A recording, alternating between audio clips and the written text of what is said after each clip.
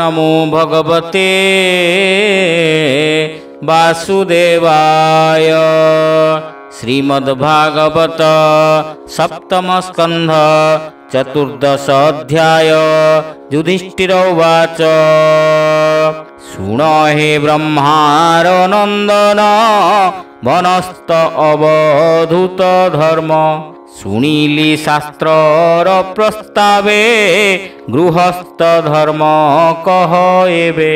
देश कालादि भेदे जहि अनेक श्रेय जात होई। जे विधि गृह आचरणे आगम निगम प्रमाणे। एमंते धर्म सुतवाणी शुणी कहन्ति ब्रह्म मुनि। नारद उवाच गृहस्थ रजनी प्रभाते। शुचि निर्मल शुद्ध चित्ते स्मरिव नारायण नाम। हरि गोविंद कृष्ण राम पुरुषोत्तम दामोदर। विश्वसंभव विश्वंभर। ए आदि पुण्य श्लोक जेते नाम संकीर्तन प्रभाते। कृष्णे अर्पण नित्य करी गृहस्थ धर्म कुआचरी।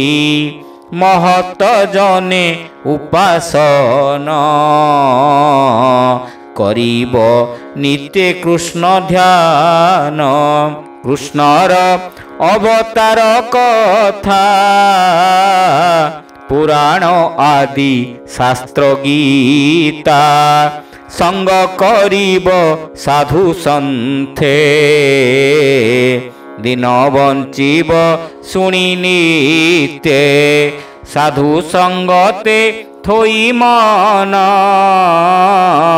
पुत्र कलत्र गृहजन। हरि हरि बोल। ताहांकु सुख भोग देई आत्मा को संतोषे भुंजई। संपद स्वप्न प्राय मणि चित्ते चिंतीब चक्रपाणि। जावत प्रयोजन अर्थ गृहे साधिब नित्य नित्य। विरक्ति चित्त अंतर्गते लोक व्यवहार जन साथे। भ्रात सुहृद तातमात ज्ञाति बांधव दारा सूत। जे बा इच्छन्ति जे बोलन्ति जे भावे संतोषे रहन्ति। मन संतोष सुख देव निर्मले सर्वदा बंचीब। भूमि गगन अंतरिक्षे जे धन मिलिब प्रत्यक्षे। कृष्णर देला प्राय बुझी से धन दुख सुखे भुंजी। दिन बंचिब हरि भावे जत्न करिब धर्म लाभे। जावत देहे प्राण थीब तावत संतोषे बंचीब। लोभे अधिक जे चिंतन्ति चोर समाने दंड पान्ति। एबे हो शुण नृपवर कहिबा सर्वधर्म सार। कपि मक्षिका उष्ट्र खग मूषिक गर्दभ जे मृग। उरग पतंगादि जेते ताहांकु पुत्र प्राय चिते। आत्मार प्राय नित्य देखी अंतर मने न उपेक्षी। त्रिवर्ग कष्टे न साधिब जे भावे निंदन्ति साधव। जे द्रव्य অতি কষ্টে পাই, যে সুখে অতি লোভ হই। যেণে বা পর পীড়া হেব, এতিনি চিত্তে ন ধরিব। যে দেশ কাଳ পাত্র মতে, মিଳଇ কর্মর আয়তে। সে ভাবে পোষিব জীবন, ଦେଖିବ সকଳେ ସମାନ। ଶ୍ୱାନ ଚଣ୍ଡାଳ ଅନ୍ୟ ଜାତି, ଆତ୍ମାର ପ୍ରାୟ ତାଙ୍କୁ ଚିନ୍ତି। ବିଭାଗେ ଭୋଗ ତାଙ୍କୁ ଦେବ, ଆତ୍ମାର ପରାଏ ଭାବିବ। ଏକ ଗୃହିଣୀ ସଂଗ୍ରହଣ, ସ୍ୱଧର୍ମ ଗୃହର କାରଣ। ଅର୍ଦ୍ଧାଙ୍ଗ ସମ ଅଟେ ନାରୀ, ସାତ୍ୱିକେ ତାହା ଭୋଗ କରି। ନିଯୋଗୀ ଅତିଥି ସେବନେ, ଯତ୍ନ କରିବ ନିଜ ଧର୍ମେ। ଯା ପାଇଁ ପିତା ଗୁରୁ ପ୍ରାଣ, ପ୍ରାଣୀ ହିଂସଇ ହେଳେ ଜାଣ। ହରି ହରି ବୋଲ। ଅତିଥି ସେବାରେ ସେ ନାରୀ, ଦେଇଣ ଆପଦୁ ଧରି। ଆନେ ଅସାଧ୍ୟ ଯେଉଁ ହରି, ଏ ଭାବେ ତାଙ୍କୁ ସାଧ୍ୟ କରି।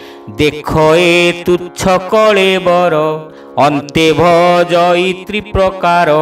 ଭସ୍ମ ପୁରୀଶ କୁର୍ମି ସ୍ଥାନ, ଅବଶ୍ୟ ଭଜେ ଅବସାନ। ସେ ଦେହେ ରହି ପତ୍ନୀ ମିଳେ, ଏକାହିଁ ଆତ୍ମାର କୁଶଳେ। ମଜ୍ଜଇ ସୁଧା ପ୍ରାୟ ମଣି, କାହୁଁ ତରିବ ମୂଢ଼ ପ୍ରାଣୀ। ଯଜ୍ଞାବଶେଷ ସିଦ୍ଧ ଅନେ, ଆହାର କଳ୍ପିବ ଜୀବନେ। ଅଧିକେ ମମତା ନ ଥାଇ, ତେବେଟି ମହତ ବୋଲାଇ। ଦେବତା ଋଷି ଭୂତ ଗଣେ, ଆତ୍ମା ଅତିଥି ପିତୃଜନେ। ଏହାଙ୍କୁ ବିଷ୍ଣୁ ପ୍ରାୟ ମଣି, ସନ୍ତୋଷେ ଦେବ ଅନ୍ନ ଆଣି। ଆତ୍ମାଧିକାରେ ନାନା ବିଧି, ଯଜ୍ଞର ସମ୍ଭାର ସମ୍ପାଦି। ବିଧି ବିଧାନ ବେଦ ମତେ, ଯଜ୍ଞ କରିବ ଅଗ୍ନିହୋତ୍ରେ। ଅଗ୍ନିହୋତ୍ରର ଅବସାନେ, ବିପ୍ରଙ୍କୁ ତୋଷିବ ଭୋଜନେ। ବ୍ରାହ୍ମଣ ଦେହେ ଥାଇ ହରି, ଏଣୁ ଭୋଜନେ ପୂଜା କରି। ବିପ୍ର ଭୋଜନେ ତୋଷ ଯେତେ, ସେ ନୋହେ ଯଜ୍ଞ କୋଟି ସତେ। ଏ ଘେନି ଦେବତା ବ୍ରାହ୍ମଣେ, ପୂଜା କରିବ ଅନୁକ୍ଷଣେ। ଏଣୁ ବ୍ରାହ୍ମଣ ମୁଖେ ଦେଇ, ପୂଜା କରିବ ଭାବଗ୍ରାହୀ। ଆଶ୍ୱିନ ମାସ କୃଷ୍ଣ ପକ୍ଷେ, ପିତୃଙ୍କୁ ପୂଜିବ ପ୍ରତ୍ୟକ୍ଷେ। ସମ୍ଭାର ଯଥା ଶକ୍ତି ମତେ, ପିତୃ ପୂଜିବ ଶ୍ରଦ୍ଧା ଚିତେ। ଜ୍ଞାତି ସୁହୃଦ ବନ୍ଧୁଜନ, ଭୋଜନ ଦେବ ମିଷ୍ଟ ଅନ୍ନ।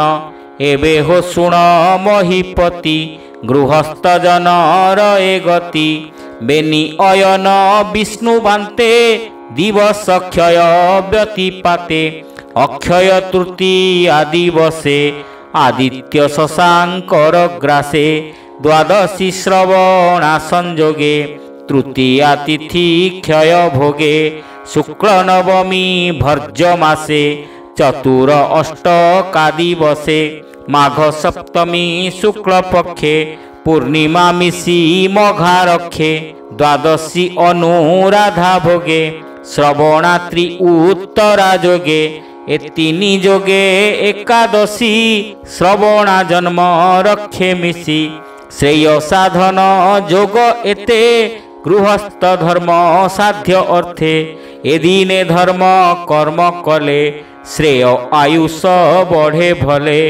ଏ ଦିନେ ତପ ହୋମ ସ୍ନାନ, ଯଜ୍ଞେ ଦେବତା ଆରାଧନ। ପିତୃଦେବତା ଭୂତ ଗଣେ, ଅନ୍ନ ଜନ ତିଳ ତର୍ପଣେ। ପତ୍ନୀର ସଂସ୍କାର କାଳରେ, ଅପତ୍ୟ ସମ୍ଭବ ଦିନରେ। ଜ୍ଞାତି ମରଣେ ପ୍ରେତ କାର୍ଯ୍ୟେ, ପୂଜିବ ବାନ୍ଧବ ସମାଜେ। ଏବେ ହୋ ଶୁଣ ଧର୍ମ ଶିଷ୍ୟ, କହିବା ପୁଣ୍ୟ ସ୍ଥାନ ଦେଶ। ବିଷ୍ଣୁ ପ୍ରତିମା ବସେ ଯହିଁ, सचराचर विश्व तहि हरि हरि बोल। सत्पात्र जन लभी जहि से पुण्यतम देश कही। ब्राह्मण कुल बसे जहि दया तपस्या विद्या बही। विष्णुर पूजा जहि नित्य से पुण्य देश वेद मते। गंगादि नदी जहि बहे से पुण्य क्षेत्र वेद कहे। पुष्कर आदि सरोवर जहि बसंती विष्णुहर। प्रयाग पुलह आश्रम नैमिषारण्य पुण्यधाम। प्रभास कुरु वज्रगली गया मथुरा कुशस्थली। जे काशी पंपा बिंदुसर सेतु बंध जे रामेश्वर। आश्रम नर नारायण नंदासीतया रामाश्रम। महेन्द्र मलय पर्वते ए मध्य क्षेत्र छन्ति जेते।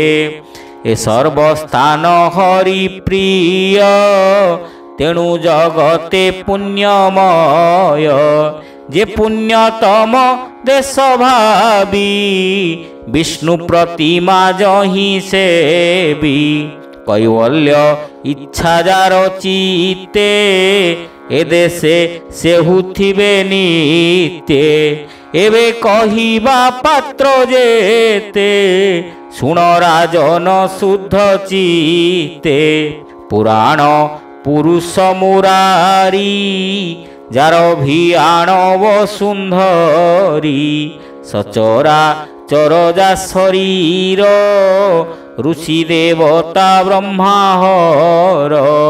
अग्रे चरण पूजी जार तातहु पात्र केबार। देवता ऋषि सिद्धेश्वर सनक आदि यज्ञे तोर। सभारे सर्वजन थिले कृष्णंकु अग्रे पूजा कले। एणु सकल पात्र सार अच्युत अटे नृपवर। जीवराशि रे होई व्याप्त जे अंडकोश वृक्ष सत। से वृक्ष मूल जेणु हरि ताहांकु जेहु पूजा करी। पूजिबा फल जगतर निश्चल भई सेहु नर। जार शरीर जीवराशि जे अंडकोश मूले बसी। जे हरि सर्वजीव मूल अशेष पुण्य कर्म फल। नाना प्रपंचे पूर करी ता मध्य जीव रूप धरी। हृदय पद्म मध्य सोहे पुरुषोत्तम नाम बहे। तेणु पुरुष पात्रोत्तम जे नित्य रमे आत्मा राम। जेणु ये पुरुषंक देहे से हरि तारतम्ये रहे। ए भावे संशय विचारी त्रेतादि जुगे मूर्ति करी। संस्कार निगम आगमे पूजा करन्ति ग्रामे ग्रामे। से पूजा मात्रे तो सहन्ति वांछित फल नित्य द्यन्ति। जे प्राणी परे हिंसा करे देवता पूजी से न तरे। एणु पुरुषंकर मध्ये जे विप्रज्ञानी वेद साधे। तातहु पात्र आरो नाही से विप्र निश्चय विष्णु देहि। जे कृष्ण आत्मा त्रिलोकर ब्राह्मण देवता तांकर। एणु से ब्राह्मण चरण त्रैलोक्य निस्तार कारण। हरि हरि बोल। ए भावे देश काल पात्र दीक्षादी धर्म दैवत नारद मुनि अनुरागे कहिले युधिष्ठिर आगे। ए भागवत कृष्ण वाणी शुणी संसारुतर प्राणी। ଏହା ଯେ ପଢ଼ନ୍ତି ଶୁଣନ୍ତି ସେ ଗୃହ ଦ୍ୱନ୍ଦ୍ୱେ ନ ପଡ଼ନ୍ତି। ସପ୍ତମ ସ୍କନ୍ଧେ ଭାଗବତ ଭଣଇ ଦାସ ଜଗନ୍ନାଥ। ଭାବେ ସପ୍ତମ ସ୍କନ୍ଧେ ଭାଗବତ भावे भणई दास जगन्नाथ। हरि हरि बोल। इति श्रीमद्भागवते महापुराणे पारमहंस्यां संहितायां सप्तमस्कन्धे सदाचार निर्णयो नाम 14 अध्याय।